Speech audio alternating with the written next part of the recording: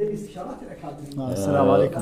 الآن اللقاء مع الدكتور محمد ساري. اليوم تشرفنا، شكرا جزيلا دكتور لحضوركم. حقيقة كانت ندوة جدا مفيدة وممتعة، وكان الحوار يعني هي ندوة حوارية فعلا، والتطرف الفكري جدا يعني ما كانت ندوة محاضر ومتلقي، لا بالعكس ندوة حوارية، والحوار كان مدار بشكل جيد ممتاز، خصوصا مع القامات اللي حاضرة. شكرا حقيقة بكم وشكرا جزيلا. إن شاء الله. الحقيقة هاي الندوة تعتبر يعني هاي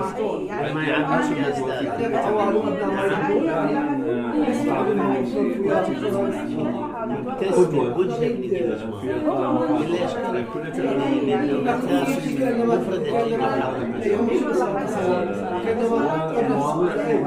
شارك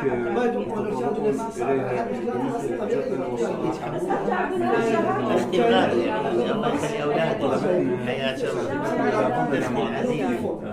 تحصيل هذا الموضوع سواء كان طالب كذا الاستاذ الجامعي. أنا جاي للبصرة كان عندي شغل خصوصا كان طرح الموضوع من قبل الشباب حضرتك دكتور عبد الكريم، يعني ما قصرتوا المحاضرة كلش ممتاز. ان شاء الله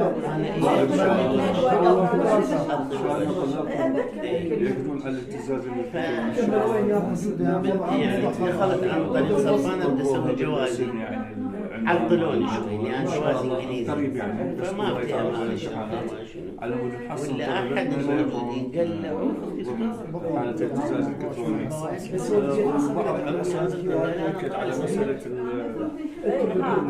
فهي حسيت هاي مرتي فدت والنسي باكر لاقوا جبسوس باكر لاقوا عيادة طلاب زوجتي في حال وقوع انا كان اسوي دوالي